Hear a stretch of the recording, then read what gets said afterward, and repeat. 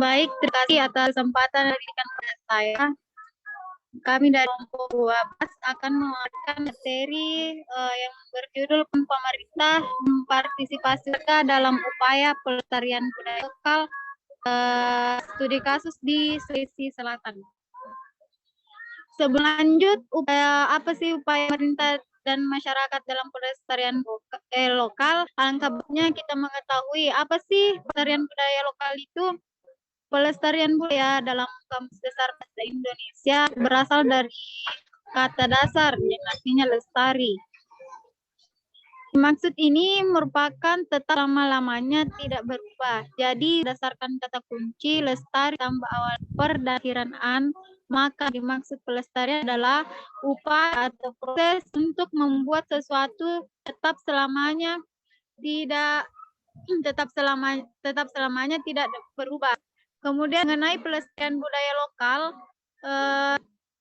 Jabus Ranjabar mengemukakan bahwa pelestarian norma lama atau budaya lokal adalah mempertahankan nilai seni budaya, nilai-nilai tradisional dan mengembangkan wujudnya yang bersifat dinamis, serta menyesuaikan dengan situasi dan isi yang selalu berubah dan berkembang.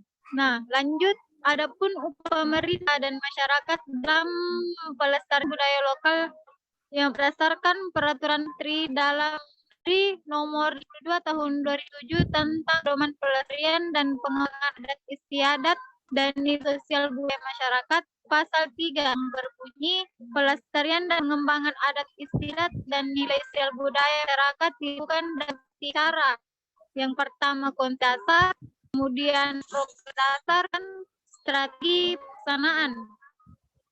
Lanjut, adapun apa yang dilakukan pemerintah dalam pelestarian budaya lokal yaitu yang pertama melakukan kegiatan atau pelatihan adat istiadat, diantaranya zikir. Kemudian melakukan pembinaan kepada generasi muda melalui dukungan terhadap organisasi pemuda dan pelajar. Kemudian terakhir tetap mempertahankan nilai budaya atau adat istiadat dalam segi kemasyarakatan seperti pelaksanaan nikahan, khitan, dan memberi nama anak. Kemudian pembahasan terakhir contoh pelestarian budaya lokal di Sulawesi Selatan, yaitu pelestarian naskah kuno. Naskah kuno perlu untuk dilestarikan keberdayaan agar tidak musnah dan bermanfaat bagi masyarakat. Pelestarian juga makan suasana usaha pekerjaan untuk memelihara dan melindungi koleksi atau bahan pustaka sehingga bisa dimanfaatkan oleh masyarakat dalam jangka waktu lama. Adapun tujuan pelestariannya naskah kuno ini untuk melestarikan kandungan informasi yang terdapat di dalam naskah. Kemudian terakhir, bagian konservasi yang dilakukan untuk menyelamatkan fisik lontar dari kerusakan dan kehancuran adalah memiliki 3 cara. Yang pertama, memberikan noda atau kotoran, membungkus lontar, dan penyimpanan lontar. Mungkin itu penyampaian materi dari kelompok 12. Saya kembalikan ke moderator.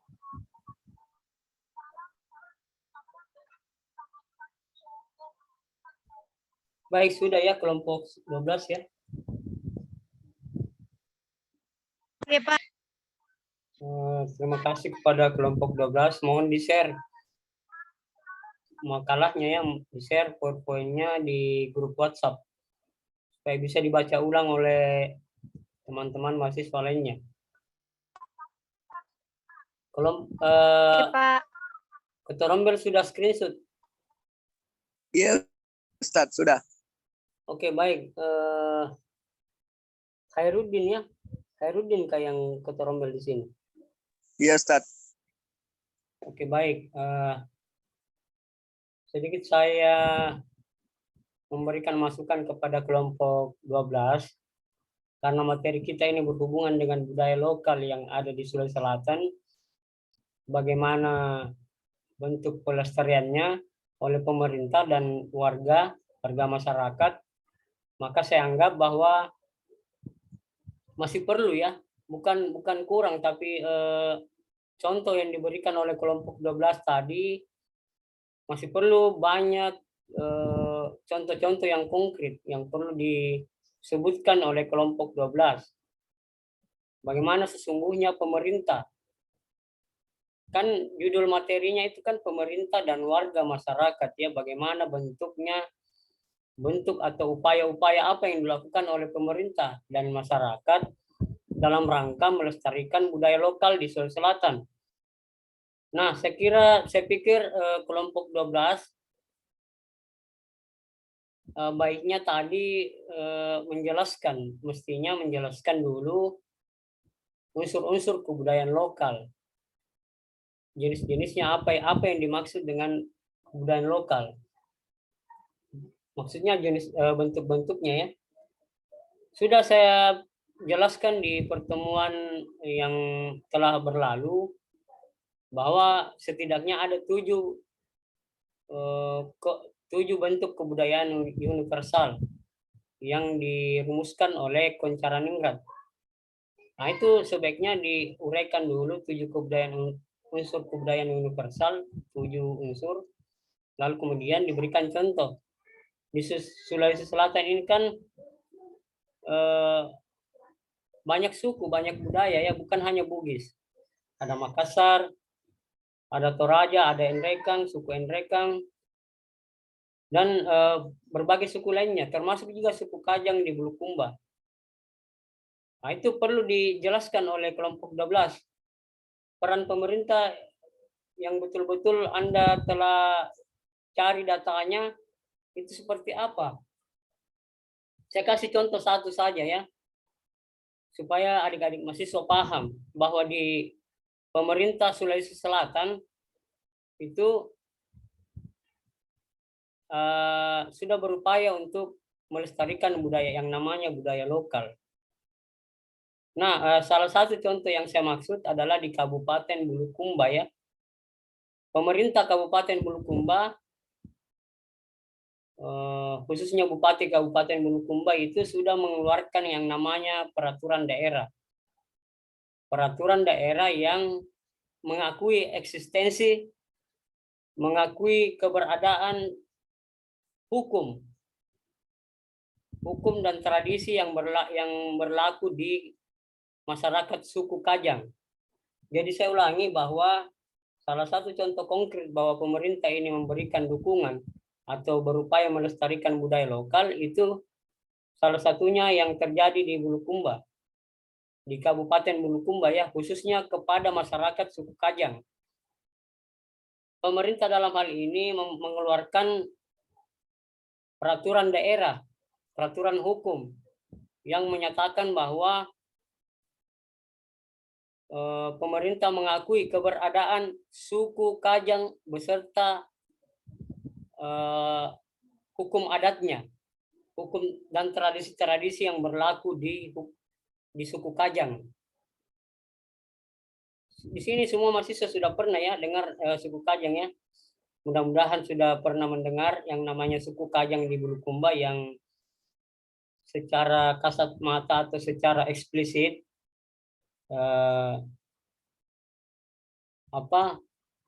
tanda-tandanya mereka itu berpakaian hitam, serba hitam, mulai dari ujung rambut sampai bawah itu berpakaian serba hitam. Itu salah satu ciri khas dari suku Kajang. Itu salah satu contoh bahwa pemerintah mempunyai upaya pemerintah dalam hal ini yaitu merumuskan kebijakan, merumuskan peraturan daerah, peraturan hukum yang melindungi keberadaan komunitas masyarakat suku Kajang. Sekaligus di sini pemerintah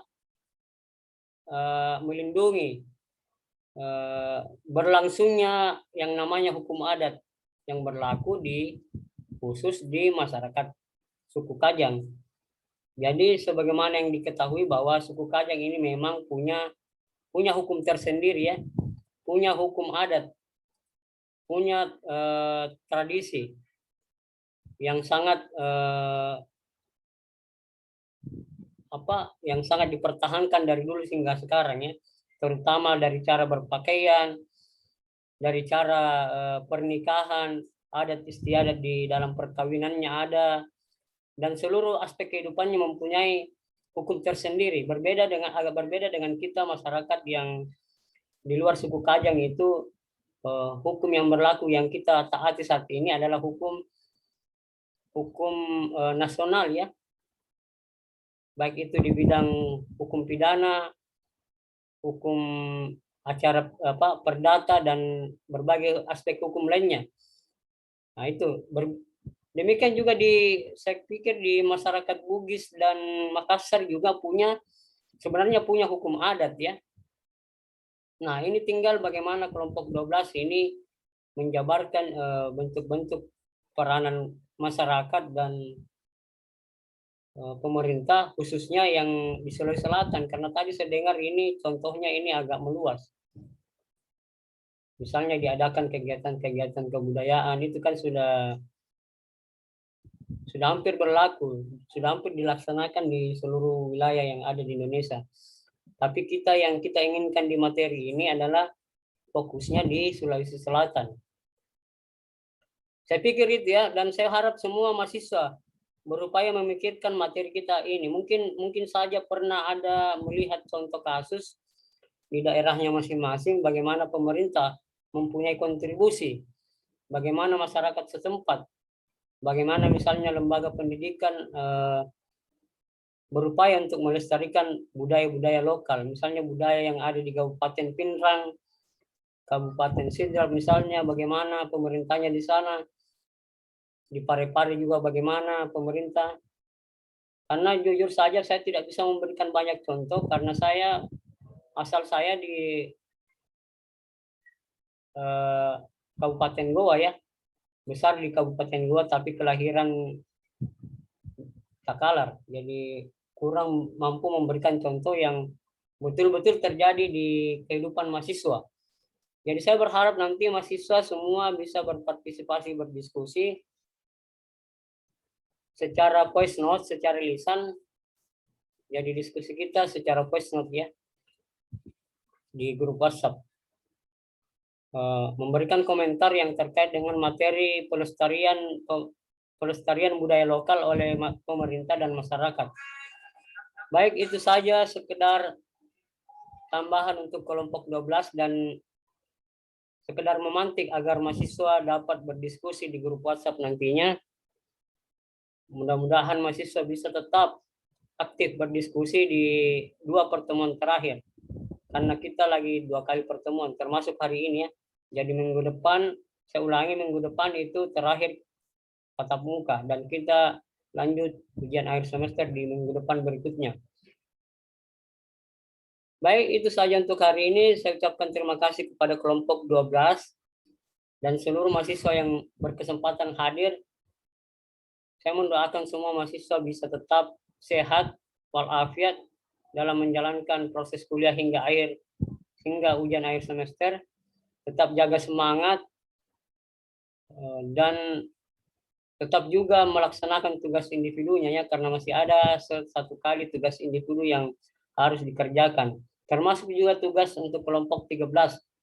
Minggu depan terakhir kelompok 13 ya, presentasi ya. Saya kira itu saja untuk hari ini, akhirul kalam, dan kita lanjut diskusi di grup WhatsApp. Nun wal kalim wa ma yasturun. Assalamualaikum warahmatullahi wabarakatuh.